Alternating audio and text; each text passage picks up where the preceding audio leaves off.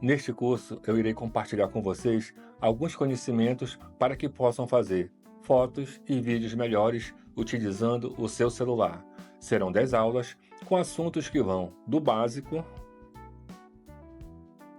ao avançado para você que quer tirar fotos melhores em alguns eventos, ou na academia, no rolê com os amigos, em passeios em família, ou fazer uma produção mais detalhada do seu produto ou do seu serviço. E até mesmo para você que quer trabalhar profissionalmente com o seu celular. Como um mobile make, por exemplo. Mas antes, permita-me fazer a minha autodescrição. Eu me chamo Cleito Pantoja, estou no estúdio padrão de gravação deste curso.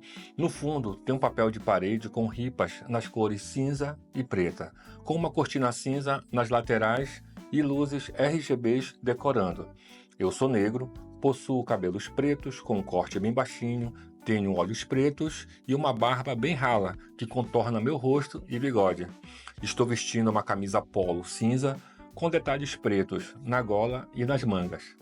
Esta descrição seguirá ao longo do curso, sempre que eu estiver gravando aqui no estúdio padrão. Vamos ao curso.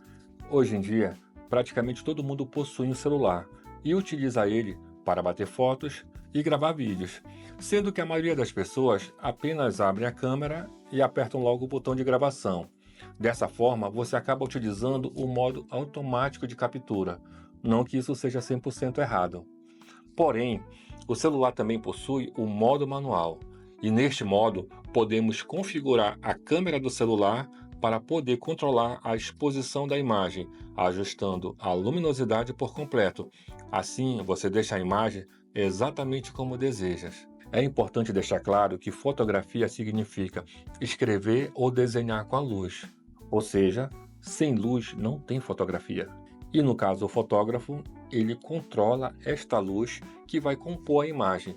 E essa imagem, ela é formada no sensor da câmera.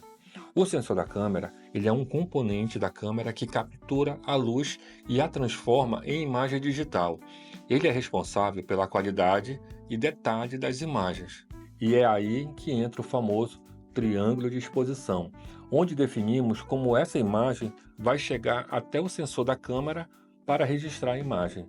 Mas calma, que antes de eu passar todos os termos técnicos, eu vou ilustrar para vocês como é que nós iremos controlar a exposição de uma imagem, beleza? Vamos ao exemplo. Então vamos lá.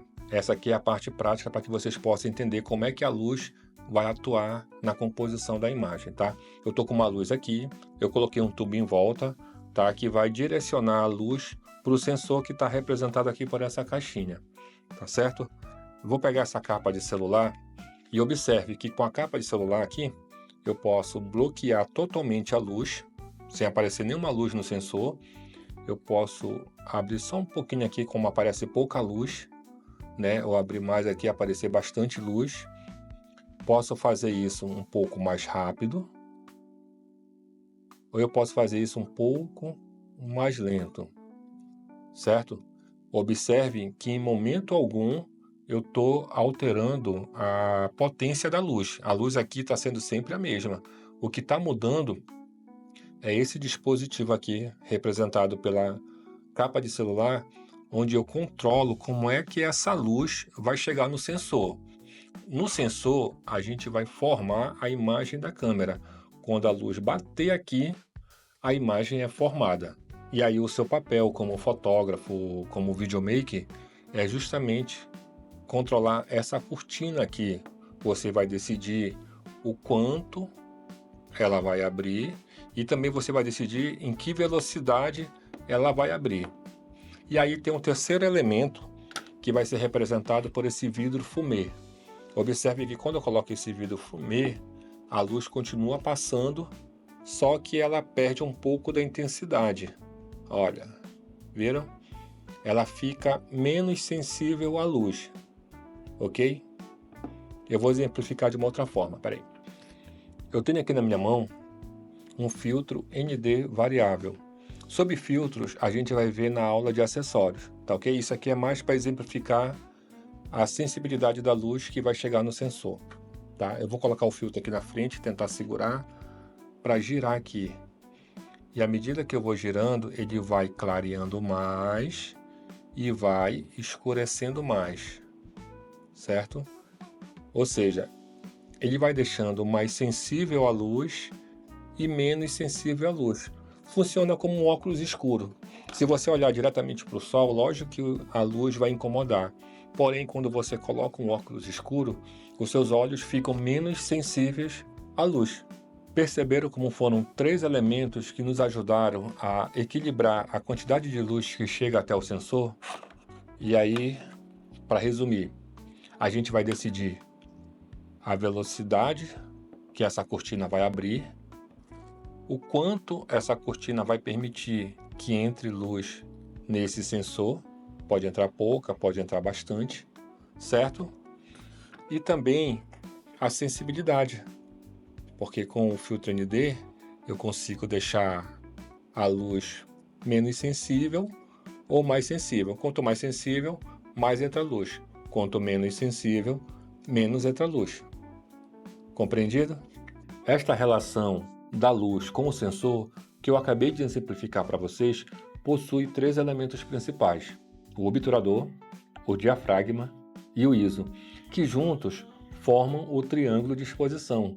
Cada um desses elementos desempenha um papel crucial na forma como a luz é capturada pela câmera, e juntos eles determinam a exposição final da imagem que você deseja. Pode parecer meio difícil assim entender logo pelos nomes, mas eu vou te explicar um por um de uma forma assim bem tranquila, beleza? Começamos pelo obturador. O obturador de uma câmera de celular é um dispositivo mecânico que abre e fecha para permitir que a luz atinja o sensor da câmera. A velocidade do obturador determina quanto tempo o sensor vai ficar exposto à luz e é medida em segundos ou frações de segundos. Velocidades mais rápidas, por exemplo, 1/800, 1/1000, 1/1500, congelam o movimento e são ideais para capturas rápidas, tipo alguém dançando. Já as velocidades um pouco mais lentas, por exemplo, 1/10, 1/20, 1/30, elas permitem que entre mais luz no sensor. Elas são muito úteis quando tem baixa luminosidade, mas pode resultar em um desfoque se houver movimento, formando o borrão que é chamado de efeito Penning. O diafragma é a abertura da lente. Ele controla a entrada de luz que entra pela lente e passa para o sensor da câmera, e é representado pela letra F. Quanto maior for esta abertura, maior será a entrada de luz no sensor da câmera e mais desfocado será o fundo da imagem. Curiosamente, o número que aparece ao lado da letra F é inversamente proporcional à abertura da lente. Sendo assim, quanto maior o número de F, menor será a abertura do diafragma. E é justamente na abertura do diafragma que decidimos se queremos uma imagem com um fundo mais desfocado ou não. Se você quiser um fundo mais desfocado, use aberturas maiores, tipo 1.4, 1.8, 2.8. Caso queiras menos desfoque, aí sim você vai usar aberturas menores, tipo 9.0, 12 ou mais. O ISO se refere à sensibilidade do sensor à luz. Quanto maior for o número de ISO, maior será a sensibilidade, permitindo fotografar em condições de pouca luz. Uma escala de ISO baixo, dependendo do modelo do seu celular, possui geralmente números de 100, 400 e são ideais para condições de luz abundante, resultando em imagens limpas e com menos ruído. Já as escalas de ISO alto possuem números tipo 1600, 3200 e por aí vai, e são recomendadas para ambientes mais escuros, mas podem introduzir ruído, deixando a imagem granulada. Lembrando que esses números eles variam de acordo com o modelo do seu celular. Tem celulares que no ISO 800 já tem um granulado ali bem visível, e outros que não.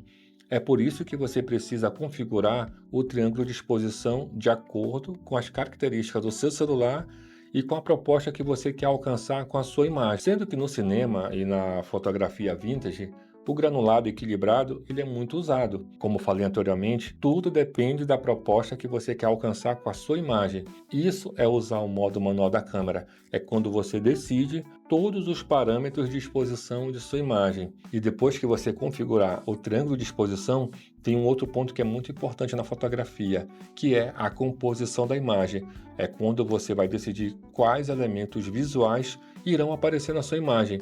Qual é o assunto principal, o que fica no primeiro plano, o que fica no segundo plano. Mas isso é assunto para a próxima aula. Acompanhe a gente e até mais ver.